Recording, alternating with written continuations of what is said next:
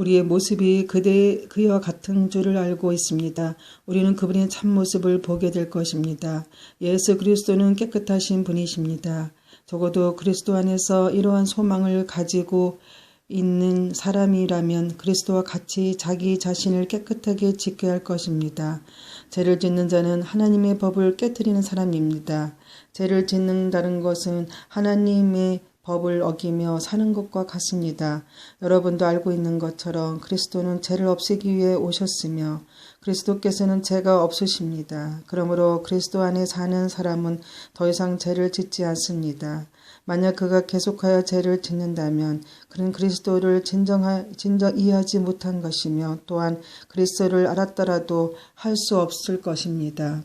사랑하는 자녀들이여, 어느 누구라도 하나님을 여러분을 잘못된 길로 인도하지 못하게 하십시오. 그리스도께서 의로우신 것처럼 의를 향하는 사람은 의로운 사람입니다. 마귀는 태초부터 지금까지 죄를 지어오고 있습니다. 계속하여 죄를 짓는 사람은 마귀에게 속한 자입니다. 하나님의 아들은 바로 이 마귀의 일을 멸하기 위해서 오셨습니다. 하나님께서 누군가를 그의 자녀로 삼으셨을 때 그 사람은 더 이상 죄를 짓지 않습니다. 그것은 하나님께서 주신 새로운 삶의 씨가 그 안에 머무르게 되기 때문입니다. 그는 이제 하나님의 자녀가 되었기 때문에 계속하여 죄를 짓고 살 수 없습니다. 이것으로 우리는 누가 하나님의 자녀이며 누가 마귀의 자녀인지를 알 수 있습니다. 올바른 일을 행하지 않는 사람은 하나님의 자녀가 아닙니다. 그리고 자기 형제를 사랑하지 않는 사람도 하나님의 자녀가 아닙니다. 여러분이 처음부터 들어온 말씀은 우리가 서로 사랑해야 한다는 것입니다. 악한 자에게 속했던 가인과 같이 되지 마십시오. 가인은 자기 동생을 죽였습니다. 자기 동생을 죽인 이유는 자기는 악한 일을 했고 동생은 선한 일을 했기 때문입니다. 형제 여러분, 이 세상 사람들이 여러분을 미워할 때 놀라지 마십시오. 우리는 죽음을 벗어나 생명으로 옮겼음을 알고 있습니다. 우리는 이것을 그리스도 안에서 우리 형제들을 서로 사랑함으로써 알 수 있습니다. 서로 사랑하지 않는 사람은 죽음 가운데 거하는 사람입니다. 자기 형제를 미워하는 사람은 누구나 살인자입니다. 여러분도 아시다시피 살인자에게는 영원한 생명이 있을 수 없습니다. 예수님께서 우리를 위하여 그의 생명을 주심으로써 우리는 진실한 사랑이 어떠한 것인지를 알게 되었습니다. 그러므로 우리도 우리 형제를 위하여 우리 생명을 내어줌이 마땅합니다. 어떤 한 믿음 있는 사람이 자기가 필요하는 것은 다 가질 수 있을 만큼 부자라고 합시다. 만약 그가 가난하고 필요한 것들을 갖지 못한 형제를 보고도 그 형제를 돕지 않는다면 어떻겠습니까? 그런 마음속에 하나님의 사랑이 없는 사람일 것입니다. 자녀들이여, 우리는 말로만 사랑하는 사람이 되어서는 안 됩니다. 우리의 사랑은 진실되어야 합니다. 그리고 우리는 행함으로써 그 사랑을 보여야 할 것입니다. 이를 통해 우리가 진리에 속하였음을 알 수 있게 되며 하나님 앞에서도 평안할 수 있게 됩니다. 우리의 양심이 우리를 책망하는데 우리의 양심보다 크시며 또한 모든 것을 아시는 하나님께서는 얼마나 더 우리를 책망하시겠습니까? 사랑하는 친구들이여, 만약 우리가 양심의 가책을 받지 않는다면 우리는 아무런 두려움 없이 하나님 앞에 나아갈 수 있을 것입니다. 그리고 하나님은 우리가 구하는 것들을 우리에게 주실 것입니다. 우리가 이러한 것들을 받을 수 있는 것은 우리가 하나님의 명령을 지켰고 하나님이 기뻐하시는 일들을 했기 때문입니다. 하나님께서 명령하신 것은 그의 아들 예수 그리스도의 이름을 믿고 그분이 우리에게 명령하신 대로 서로 사랑하는 것입니다. 하나님 명령을 지키는 사람은 하나님 안에서 살게 되고 하나님도 그 사람 안에 거하시게 됩니다. 하나님께서 우리 안에 거하신다는 사실 어떻게 알 수 있습니까? 우리는 그것을 하나님께서 우리에게 주신 성령으로 알 수 있습니다.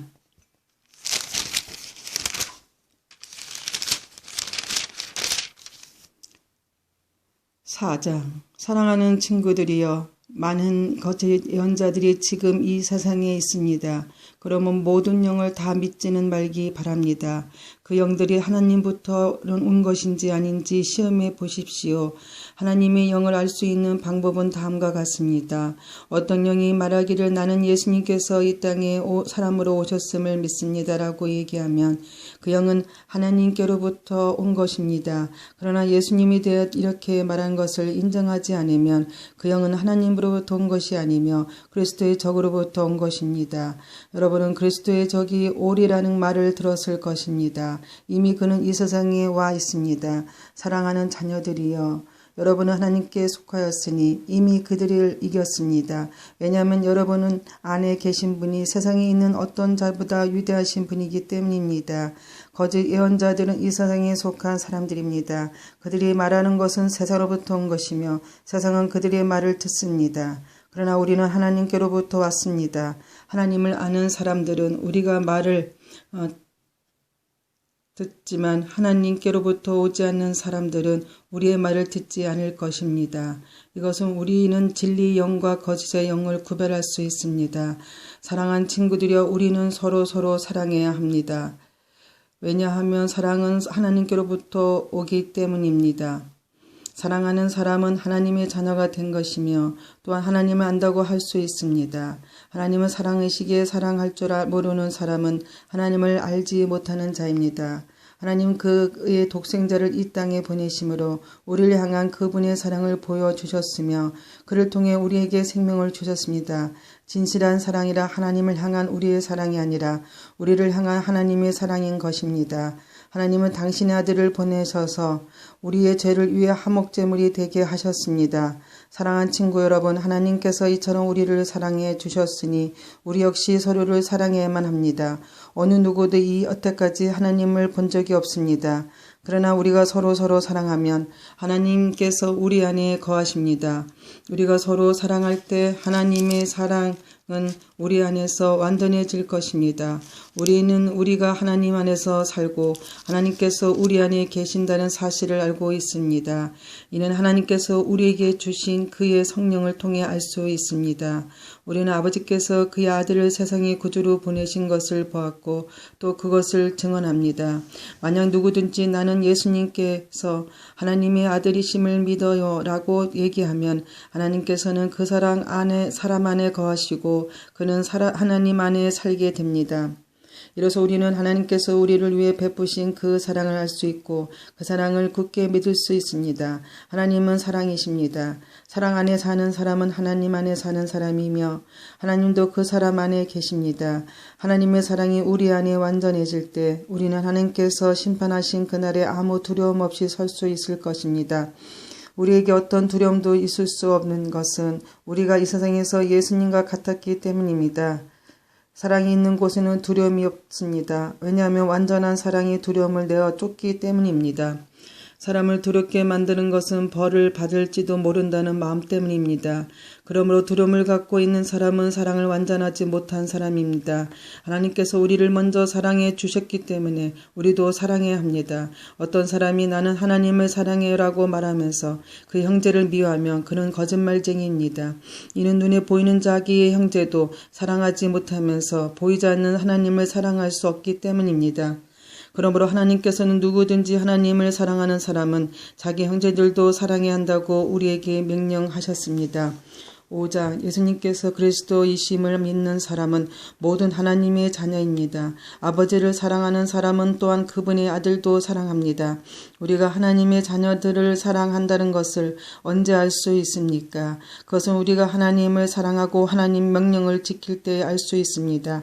하나님을 사랑한다는 것은 그분의 명령을 지키는 것을 의미합니다. 하나님의 명령은 우리가 지킬 수 없는 만큼 그렇게 힘든 것이 아닙니다. 하나님의 자녀라면 누구나 다 세상을 이길 힘을 갖고 있습니다. 세상에 대해 이길 수 있는 승리는 우리 믿음에 있습니다. 그러므로 세상을 이길 수 있는 사람은 예수님께서 하나님의 아들이심을 믿는 사람인 것입니다. 예수 그리스도는 물과 피로 오신 분이십니다. 그분은 단지 물로만 오신 것이 아니라 물과 피로 오셨습니다. 그리고 성령께서 이것이 사슬임을 말씀하시고 계십니다. 성령은 곧 진리입니다. 그러므로 증언하는 새 증인이 있으니 곧 성령과 물과 피입니다. 이 셋의 증언은 다시 일치하고 있습니다. 사람들이 어떤 것이 사실이라고 말할 때 우리는 그것을 믿습니다. 하물며 하나님께서 말씀하신 것은 더욱더 중요하지 않겠습니까? 하나님께서는 당신의 아들에 관한 진리를 우리에게 말씀해 주셨습니다. 하나님 아들을 믿는 사람은 하나님께서 말씀하신 진리를 가지고 있는 사람입니다. 하나님을 믿지 않는 사람은 하나님을 거짓말쟁이로 만드는 것입니다. 그런 사람은 하나님께서 그의 아들에 관해 말씀하신 것을 믿지 않습니다.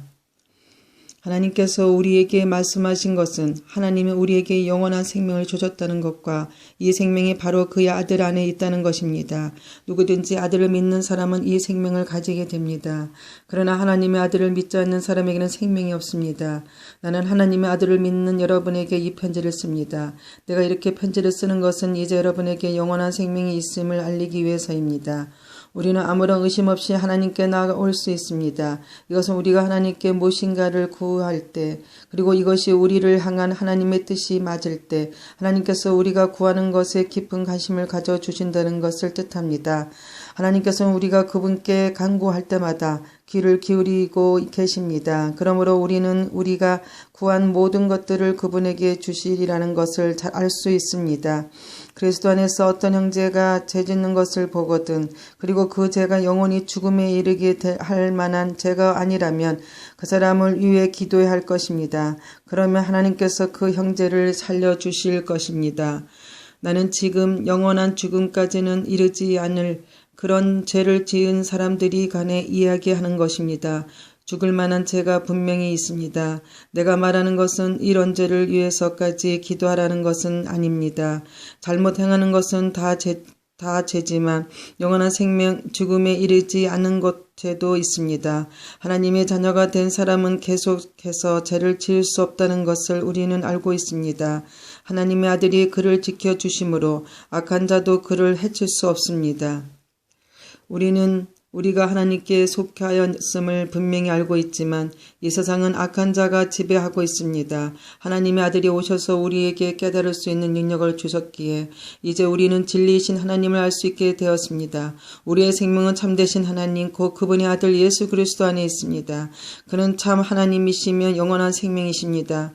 그러므로 사랑하는 자녀 여러분 자신을 우상으로부터 멀리 하도록 지키십시오.